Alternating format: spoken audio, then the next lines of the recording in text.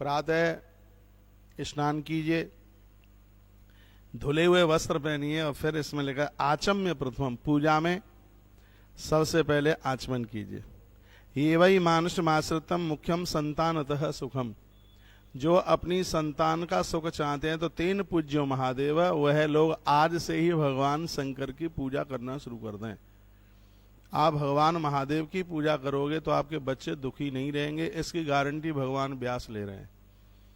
यह श्लोक उन्होंने ही लिखा है। ये वही मानुषमाश्रित्य मुख्यम संतान सुखम, आपने मनुष्य जीवन धारण किया है और आप संतान सुख चाहते हैं तो तेन पूज्यो महादेव, हमें दिखाओ भाई समझो, तो तेन पूज्यो महादेव सर्व कार्यार्थ साधक, आज से ही आप भगवान शंकर की पूजा शुरू कर दीजिएगा और आपके सभी काम बन जाएंगे। कोई भी काम आपका अटकेगा नहीं, कोई भी कार्य है आपका बिल्कुल भी नहीं रुकेगा।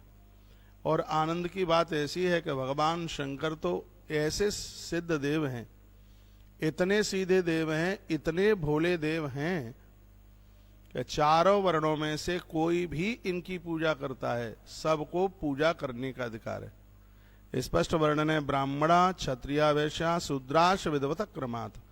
ब्राह्मण क्षत्रिय वैश्य कनिष्ठ कोई भी हो, शंकरा अर्चाम प्रकुर्वन्तु सर्व कामार्थ सिद्धये, भगवान शंकर की पूजा करने का अधिकार चारों वर्णों को है और चारों ही वर्णों के काम भी बनते हैं। ऐसा नहीं है कि महादेव की पूजा से ब्राह्मण के ही काम बने या किसी वैश्य के काम बने, नहीं, भगवान शिव की पूजा जो करेगा सबके कार्यों में सफलता मिलेगी, कार्य में सिद्धि हो जाएगी। इसलिए आप अपने घर में भगवान शिव की अर्चना कीजिए, भगवान शंकर को पूजिए, भगवान शिव की आप वंदना कीजिए। भगवान महादेव के बिना कुछ भी नहीं है। ये अनादि और अंत काल से हैं, जब कोई भी नहीं था तब यह थे और जब कोई नहीं रहेगा तब भगवान शंकर ही रहेंगे। सृष्टि के आरंभ में भी यही और सृष्टि के समापन में भी यही, इनके बिना कुछ भी नहीं है। 5 देवताओं की जहां पूजा की जाती है उसमें भगवान महादेव को बड़ा विशेष माना गया है। ऐसा बताते हैं कि प्रदोष काल में जितने भी देवता हैं वो भगवान शंकर की पिंडी में विराजित होते हैं। ये सब भगवान शिव का दर्शन करने के लिए आते हैं। देखिए आखिर में तो कोई भगवान शंकर में बात है, जब राम जी रामेश्वर की स्थापना सागर के किनारे करते हैं, भगवान श्री कृष्ण गोपेश्वर को पूजते हैं, आखिर में तो कोई बात होगी। यदि ऐसा ना होता तो यह देव क्यों भगवान को पूजते, उनकी वंदना क्यों करते, उनको प्रणाम क्यों करते। हम मानव हैं, हम मनुष्य हैं और मनुष्य जीवन बड़ी मुश्किल से मिला है। गोस्वामी जी ने लिखा है, दे धरे कर यह फल भाई, भजिय राम सब काम व्याई।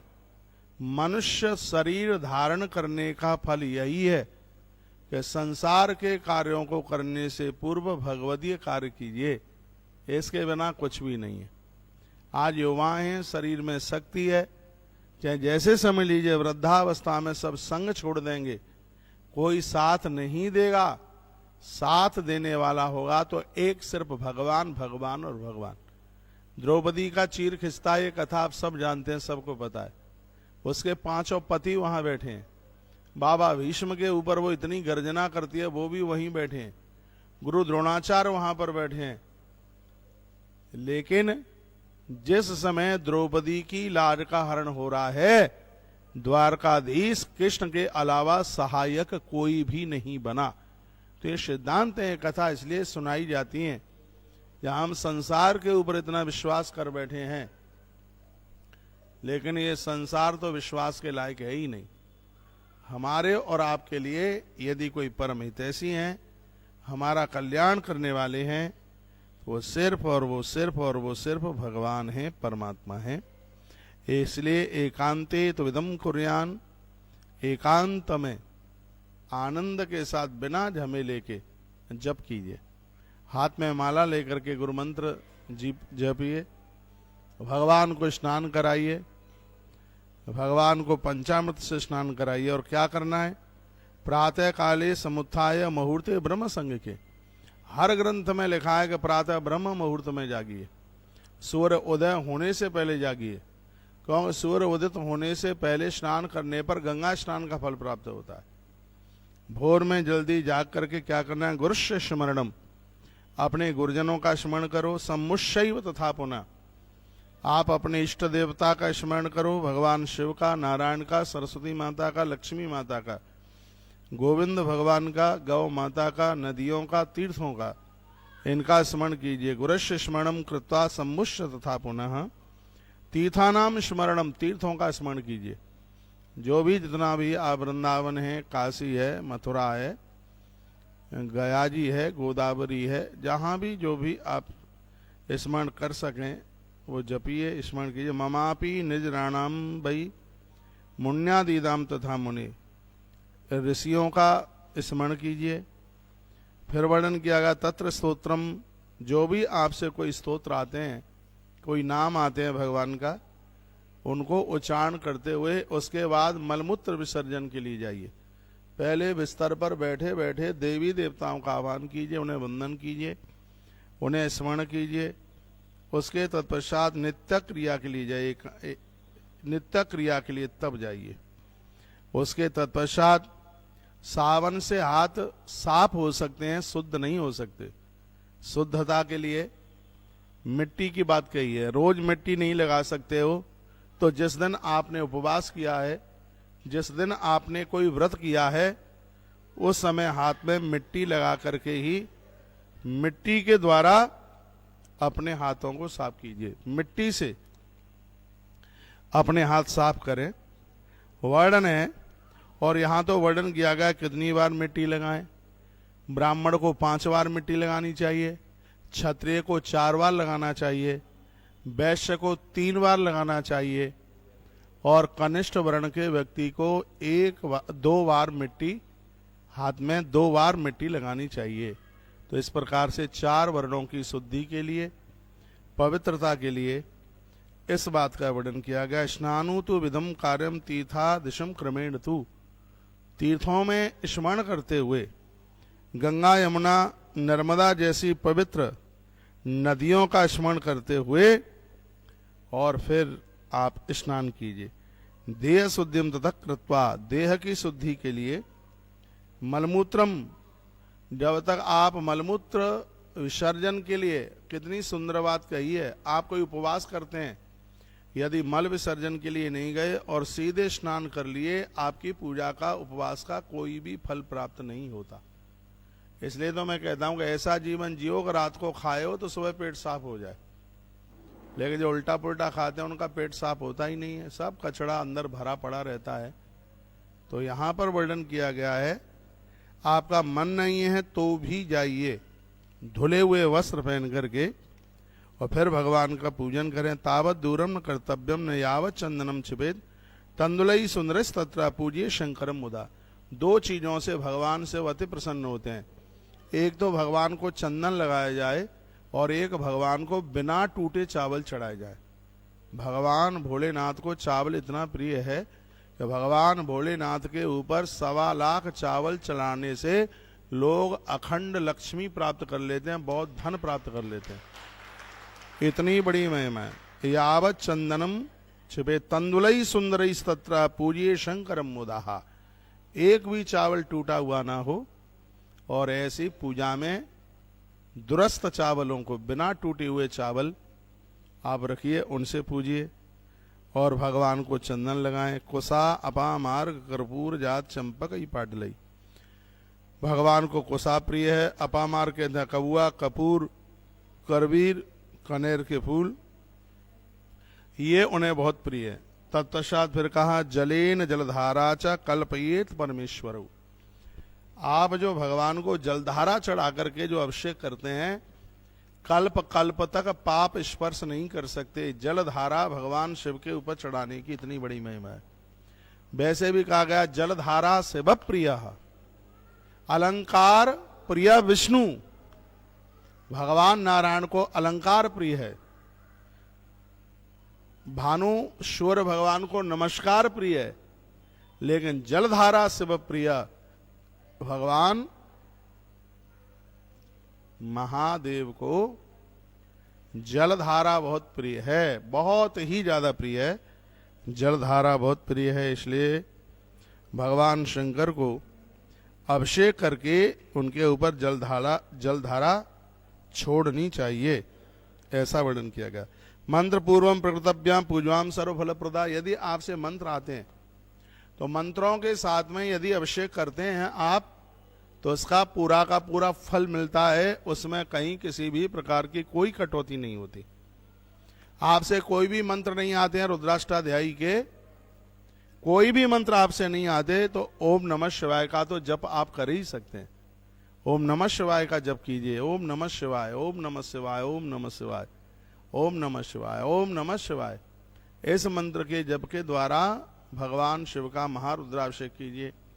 और मैं आपको क्या बड़ी बात बोलूं, एक छोटी से छोटी बात मैं आपको बोल रहा हूं, आप अपने घर में भगवान शिव का अभिषेक आज से ही आरंभ कर दें, कल सुबह से आरंभ कर दें। यम यम चिंतते कामम, तुम जो सोचेंगे वही अपने आप में बिल्कुल पूरा हो जाएगा। आपके कार्यों को कोई बिगाड़ नहीं सकता, आपके कार्यों को कोई रोक नहीं सकता। आपकी हर समस्या का समाधान उसी समय हो जाएगा जिस समय आप भगवान शिव का महाअभिषेक, महारुद्रा अभिषेक आप आरंभ कर देते हैं। अपने घर में शंकर की पिंडी रखिए। तुलसी वन आश्रम ने भी देश में बहुत शिवलिंग भेजे हैं, हो सकता है आपके भी घर में किन्हीं किन्हीं के में आए होंगे, शंकर जी आए होंगे, देखो आए, शंकर जी आए होंगे, सालराम भगवान आए होंगे, किताबें आई होंगी, तो इनका पाठ करते रहिएगा और भगवान महादेव को, भगवान शिव को पूजते रहिए। अर्घम दत्वात् पुष्पाणि पादेयो शुभ कार्य च। किसी भी देवता को आप निलाते हैं उसमें 2 एक आध फूल डाल लीजिए। भींगा फूल भगवान को नहीं चढ़ाते, लेकिन जल में फूल डाल करके उस जल से भगवान को स्नान कराना बहुत ही ज्यादा शुभ माना गया है, बहुत ही ज्यादा दिव्य माना गया है, बहुत ही ज्यादा पावन माना गया है। हस्ते गृहीत्वा पुष्पाणि समुत्थाय कृतांजलि। आरती के तत्पश्चात हाथ में फूल लेकर के आप भगवान को पुष्पांजलि करते हैं। ग्रंथाकार कहते हैं कुबेर का भंडार खाली हो सकता है, आपके घर में कभी भी अन्न धन की कमी नहीं आ सकती। पुष्पांजलि की इतनी बड़ी महिमा है, भगवान शिव को पुष्पांजलि समर्पित करने का इतना बड़ा महात्म्य है। लिंगार्चन की पूजा की बड़ी महिमा। मार्जनम तु तथा कार्यम शिवस्यो पर वही पुनः नमस्कारम तथा शांतिम। वर्णन किया गया आरती के बाद भगवान को आदि परिक्रमा कीजिए और उन्हें वंदन कीजिए, प्रणाम कीजिए। कल्याणम जायते तस्यः। बताते हैं शुक्ल पक्ष यथा शशि, जैसे शुक्ल पक्ष में चंद्रमा की वृद्धि होती है, भगवान महादेव का पूजन करने से, अभिषेक करने से आपके परिवार की ऐसे ही वृद्धि होगी। कोई आपके घर की तरक्की को रोक नहीं सकता। एक सबसे आनंद की बात यह है, भगवान शंकर का पूजन करने वाले पुजारी के ऊपर किसी का जादू टोना टोटका, ये नींबू बीबू काटते हैं, मिर्चें फोड़ फाड़ करके फेंकते हैं, ये सब किसी भी प्रकार का असर नहीं होता उनके ऊपर, जो भगवान शिव की अर्चना करते हैं, आराधना करते हैं, भगवान शंकर की वंदना करते हैं। इतनी बड़ी महिमा भगवान शिव के पूजन की है।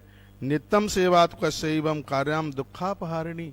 जो शिव की पूजा करे और उसके जीवन में कोई दुख रहे, ऐसा कभी भी नहीं हो सकता। आप कृष्ण को, राम जी को, श्याम जी को आप जो मानते हैं, बड़ी अच्छी बात है, अपनी पूजा में आप भगवान शिव को जोड़ दीजिएगा। भगवान शंकर संपूर्ण समस्याओं का समाधान करते हैं और ऐसे हैं जो जहर पी करके पूरी दुनिया को अमृत पिलाते हैं। ऐसा महादेव का मिलेगा। देव देव महादेव भूतात्मन भूत भावन। देवता जिनकी स्तुति करते हैं, वंदन प्रणाम करते हैं और कहते हैं प्रभु जय हो आपकी। और तो देव हैं, लेकिन आप महादेव हैं, इसलिए क्योंकि आप जहर पी करके सगरे देवताओं को आप अमृत पिलाते हैं। यह महिमा भगवान शिव की है। नंदियों को पूजते रहिए, अमावस्या को उन्हें गुड़ खिलाते रहिए, मालपुआ खिलाते रहिए, आपके घर में, किसी के भी घर में पितृदोष नहीं रहेगा, क्योंकि नंदी इनका मोबाइल बंद करो, नंदी साक्षात भगवान महादेव का रूप है, भगवान शिव का रूप है। यदि आपके बच्चों की कुंडली में मंगली दोष, यदि आपके बच्चों की कुंडली में काल सर्प दोष और भी कोई दोष है, हर अमावस्या को नंदी को गुड़ खिलवाओ, मालपुआ खिलवाओ उन बच्चों के नाम से, घी के लड्डू खिलवाओ नंदी को, और आप देखेंगे तत्काल वह दोष ही शांत हो जाएगा, वो अपना प्रभाव नहीं दिखा पाएगा। यह भगवान शिव की बहुत बड़ी महिमा है, भगवान भोलेनाथ की बहुत बड़ी महिमा है। तो आप इस देवता के साथ में जुड़िए। आइए लिंगार्चन के बारे में कुछ चर्चा मैं आपसे करता हूं, क्योंकि मुझे भी अभी निकलना ही है, मेरी अभी ट्रेन है। यहाँ कहीं छायापुरी स्टेशन पड़ता है, कितना दूर है? हमने तो देख, आधा घंटा लगेगा? अच्छा, ज़्यादा लग जाएगा, जाम जूम बहुत है रोड पे, तो उसके लिए हमें जाना पड़ेगा ही। आप वृंदावन आए हैं कभी? नहीं आए? आश्रम आए हैं? आप तो आए। आप सबको फिर निमंत्रण है, आप वृंदावन पधारिए। बहुत जोर से गौशाला का निर्माण हो रहा है, मठ का निर्माण हो रहा है, नंदीशाला का निर्माण हो रहा है, बहुत बड़े बड़े कार्य छिड़े हैं। उसी के लिए मैं पूरे देश में निकला हूँ, रात भर यात्रा करता हूँ, दिन भर कथा सुनाता हूँ, बहुत आनंद आ रहा है। सूरत की कथा सुनी आपने? किस किस ने सुनी सूरत की कथा? श्याम बाबा मंदिर में बड़ा अद्भुत आयोजन हुआ है और बहुत आनंद हुआ है। आनंद इतना हुआ है कि आनंद की वर्षा हुई है। तो कार्यक्रम तो 3 ही दिन का था और बहुत अच्छा लगा है, बढ़िया लगा है। और अब रास्ते में बड़ौदा मिला है, अब यहाँ से मेरी ट्रेन है कुछ देर के बाद में, और थोड़ा पूरा दिन आज खाली होता तो जरूर एक व्यवस्थित कथा आपको सुनाई जाती। मुझे तो विश्वास भी नहीं था कि आप इतने लोग इकट्ठे हो जाएंगे, मुझे तो था कि 10-5 लोग आ जाएंगे, लेकिन आपकी संख्या बड़ी अच्छी लग रही है। माता जी आई हैं अभी। मैया राम राम। आपको पता लग गया है कार्यक्रम हो रहा है? इस समय हम काशी विश्वनाथ महादेव मंदिर, जवाहरलाल नेहरू मार्ग, और वहीं के ऊपर के हॉल में बैठे हैं। मंदिर बड़ा अद्भुत है, बहुत अद्भुत है यहाँ का मंदिर। मंदिर तो अद्भुत है ही, लेकिन आप भी बड़े अद्भुत हैं।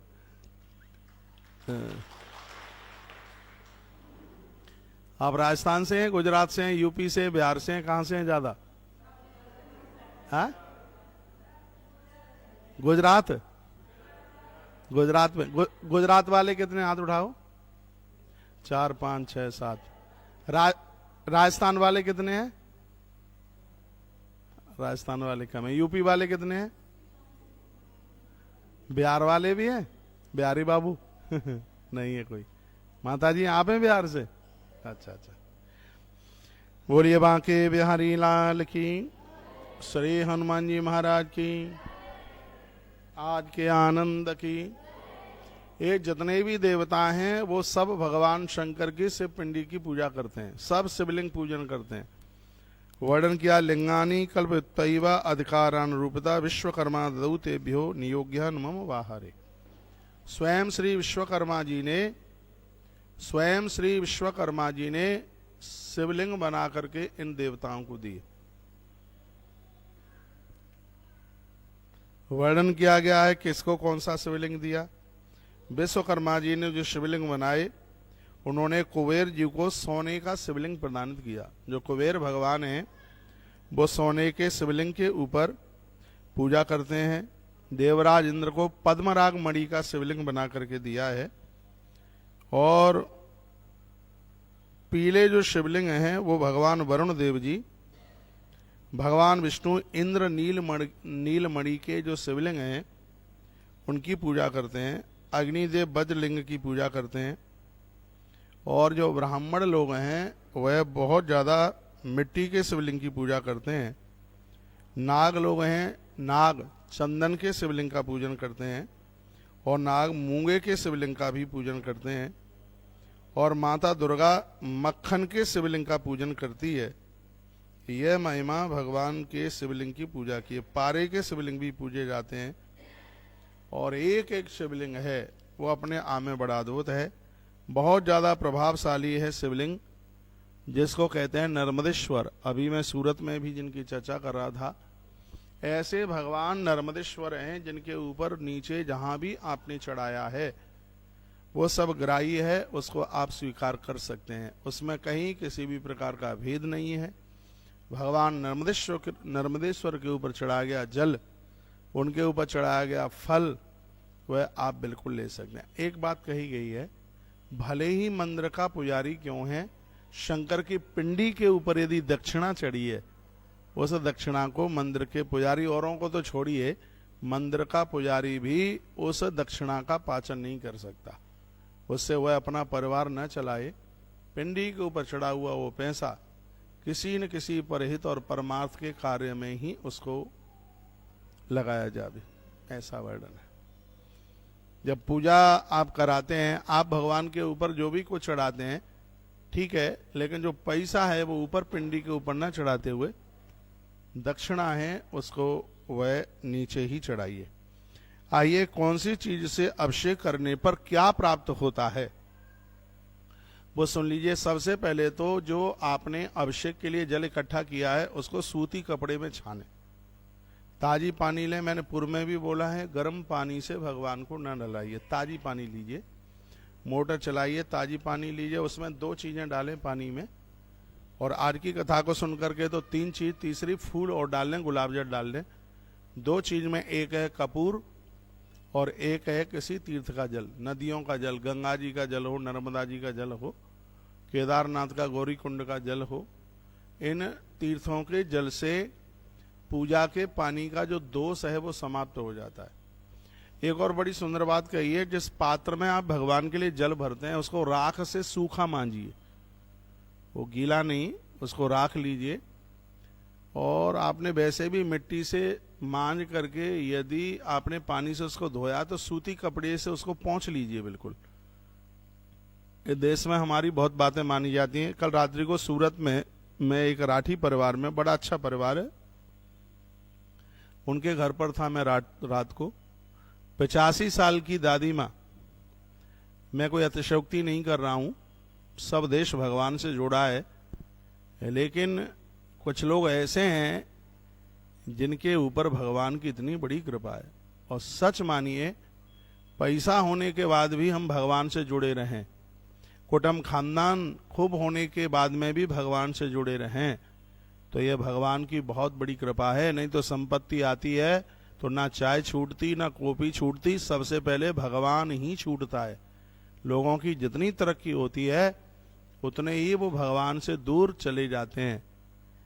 खूब भगवान आपको संभ्रांतता दे, ऊंचाई दे। मैं बड़ौदा तक आया हूं, आप हमारी बहुत बातें मानते हैं, आप सबको मेरा निवेदन है, प्रार्थना है, भगवान को मन छोड़िए। और जो भगवान को नहीं छोड़ेंगे वो कभी अपने माता पिता को भी नहीं छोड़ सकते, अपने सास ससुर को नहीं छोड़ सकते, माँ बाबू जी को नहीं छोड़ सकते। ये बहुत बड़े देवता, ये बहुत बड़े भगवान हैं। आप हो जाएं 60 साल के, माँ हो 80 साल की, इस अवस्था में भी माता पिता का भय होना चाहिए, माता पिता का डर होना चाहिए। ये हमें पता होना चाहिए कि हमारे ऊपर किसी का अधिकार है और हम किसी के अधिकार के नीचे ही अपने जीवन का निर्वहन कर रहे हैं। ईश्वर ने बड़ी कृपा करी है कि हम यहाँ मनुष्य बन करके यहाँ आए हैं, तो हम अपनी मनुष्यता को बिल्कुल भी ना खोएं। और आइए, मैं कुछ बातों का आपको निवेदन कर रहा हूँ जिनको सुन करके आपको बहुत अच्छा लगेगा। जो कि पूजा प्रकरण की बात मैंने आपको बोली है, पूजा करने से पहले सामग्रियां पूरी इकट्ठी कीजिए। 1 रात पहले भी आप कर सकते हैं। दूध अमृत है, दूध कभी बासा नहीं होता, बहुत ध्यान से सुनिएगा, दूध बासा नहीं होता, तीर्थों का जल कभी बासा नहीं होता, शहद बासा नहीं होता, चीनी बासी नहीं होती, फल भी बासे नहीं होते हैं कभी। इन सब चीजों को अमृत में लिया गया है। फूल की माला 1 रात पहले रख लीजिएगा, 1 रात पहले, 1 रात्रि पहले आप फूल की माला 1 रात पहले रख लीजिए। और दूध, कच्चा दूध, इधर देखिए, कच्चा दूध। याद रखना, भगवान के ऊपर कभी भी गर्म दूध नहीं चढ़ाया जाता। भगवान के ऊपर कभी भी गर्म दूध धोखे से भी नहीं चढ़ाया जाता। भगवान को कच्चे दूध से ही स्नान कराया जाता है। रात्रि को फ्रिज में रख दीजिए। भगवान के लिए जो तुम दही जमाते उसको मिट्टी के पात्र में जमाइए, मिट्टी के किसी पात्र में। उसको बहुत ज्यादा पावन माना गया है। अब वो व्यवस्था नहीं होती है, नहीं तो ठाकुर जी के भोग के लिए जो दूध है वो भी मिट्टी के ही पात्र में उसको गर्म किया जाए। और इतना अच्छा लगता है कि जिस समय मैया कन्हैया के लिए ग्रंथों में है, दूध थाली में ऐसे परोस करके फिर बीजना से उसको ऐसे, आपने भी अपने बच्चों के लिए ऐसे दूध ठंडा किया होगा, ऐसे परोस के थाली में, फिर दोनों हाथों से ऐसे बीजना। भगवान बड़े खुश होते होंगे, उन्हें बड़ा अच्छा लगता होगा। समी पत्र है पूजा में, तुलसी पत्र है, तुलसी मंजरी है, बेल पत्र है, दूर्वा है, फूल हैं, फल हैं, जल है, चंदन है, रोली है, धूप है, दिया है। ये सब पहले से इसको तैयारी करके उसके बाद में बैठिए। फिर आप एक एक चीज छोड़ देते हैं, पूजा में बैठ जाते हैं, फिर चिल्लाते रहते हैं ये नहीं है, माचिस नहीं है, तीली ये ला करके दे दो, वो ला करके दे दो। फिर घंटे भर की पूजा में आप चिल्लाते ही रहते हैं, तो फिर पूजा में तो मन लगता ही नहीं है। पहले पूरी सामग्री भगवान के बर्तनों में, घंटी रोज धोई जाती है, थालियां रोज धोई जाती हैं, शंख को रोज धोया जाता है। डेली जिस पात्र में भगवान को स्नान करा रहे हैं वो रोज धोया जाता है। जिस कपड़े से भगवान को पोंछ रहे हैं उसकी रोज धुलाई की जाती है, उसको रोज ही धोया जाता है। और क्या रह गया है, लोटा जिसमें आप अर्घ दे रहे हैं, ये भगवान के जो बर्तन हैं इनको नित्य रोजाना इनको साफ सुथरा कीजिए। जिस पात्र में भगवान को आप नहला रहे हैं, या तो उसमें स्वस्ति बनाइए, या ओम बनाइए, या श्री बनाइए। खाली पात्र में बिठाकर भगवान को न नहलाएं, उसमें स्वस्ति बनाएं, ओम बनाएं, श्री बनाएं, थोड़े फूल डालें, थोड़ा सा चावल डालें। इसको भगवान को आसन देना बोलते हैं। फिर वहां पर भगवान को बिठाइए। कभी भी भगवान को, जैसे आप ठाकुर जी को आप नहला रहे हैं, तो भगवान को पीठ की तरफ से नहीं नहलाया जाता। ऐसा नहीं है कि भगवान को यूं आपकी तरफ मुंह करके और पीठ हमारी तरफ हो जाए, नहीं। भगवान को नहलाते समय उनका मुख है वो हमारी तरफ होता है, पीठ दूसरी तरफ होती है। और भगवान के चरणों में सबसे पहले उसमें आप चावल चढ़ाइए, फूल चढ़ाइए, हाथ जोड़िए। उसके तत्पश्चात थोड़ा सा जल ठाकुर जी के चरणों में डालिए, चम्मच से किसी भी प्रकार से। उसके तत्पश्चात फिर ऊपर से आप डालना शुरू कर दें। अब यहाँ बात चल रही है भगवान शंकर जी की। शिवालय में जब आप पूजन करते हैं, आपके घर में शंकर जी हैं। यदि शिव पंचायतन है, शिव पंचायतन में 5 आते हैं। बीच में शिवलिंग है, ठीक हमारी नाक के सामने गणेश जी बैठे हुए हैं, इधर की तरफ है पार्वती मैया बैठी है, ऊपर कार्तिकेय जी बैठे हैं, और जहाँ पानी गिरता है वहां श्री नंदी जी महाराज बैठे हैं। तो जब भगवान शंकर को नहलाया जाता है तो सबसे पहले गणेश जी के ऊपर जल डाला जाता है। गणेश जी के बाद में फिर आप किसी के भी ऊपर आप डाल सकते हैं, क्योंकि गणेश जी जल तत्व के देवता हैं। आपके कार्यों में कभी विघ्न आता ही नहीं है यदि आप अपनी पूजा को आप भगवान गजानंद से आरंभ करते हैं। इससे तो भगवान गणेश जी भी प्रसन्न होते हैं, कोई भी देवता रूठेगा नहीं। यदि आप अपनी पूजा को भगवान गणपति से आरंभ करते हैं, अपनी पूजा को आप गणेश से ही आरंभ कीजिए। सबके बाद में दूध दही जो भी है वो नंदी के ऊपर डालिए। नंदी धर्म का प्रतीक है, बिल्कुल नंदी बड़ा अद्भुत है। नंदी के कान में जो भी कुछ आपने कह दिया है वो सब महादेव के पास में वह सूचना पहुंचेगी। नंदी बड़ा प्रमुख है। नंदी पितृदोष समाप्त करता है, नंदी हमारी अकाल मौत को दूर करता है। नंदी की इतनी बड़ी महिमा है। राम जी के हनुमान, महादेव के नंदी, शब्द नहीं है इनकी महिमा का वर्णन करने में। इतने अद्भुत देवता हैं ये, इतने अद्भुत देवता हैं। अपने नंदी के गले में कलावा बांधिए, नंदी के गले में कलावा बांध दीजिए उनके में, नंदी के कंठ में कलावा बंधाई रहे 1 आध महीने में, फिर उसको खोलते रहिएगा। तो ये कुछ पूजा का जो प्रकरण है वह बड़ा अद्भुत है।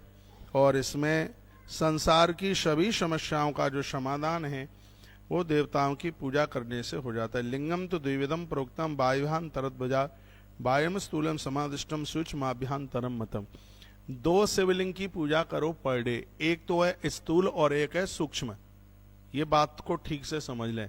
जो स्थूल है वो है पत्थर का, स्फटिक का या नर्मदेश्वर सामने रखे हुए हैं, ये इसको कहते हैं स्थूल शिवलिंग।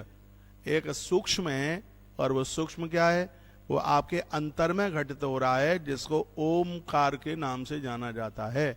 जब बाहर आप भगवान शंकर को निला रहे हैं और अंदर ओमकार का उच्चारण हो रहा है, तो आपका एक अभिषेक तत्काल 100 अभिषेक के बराबर हो जाता है। इसलिए भगवान शंकर का जो अभिषेक है वो मौन रह करके नहीं, ओम ओम शब्द का उच्चारण करके ही भगवान शंकर का ये महारुद्राभिषेक करें।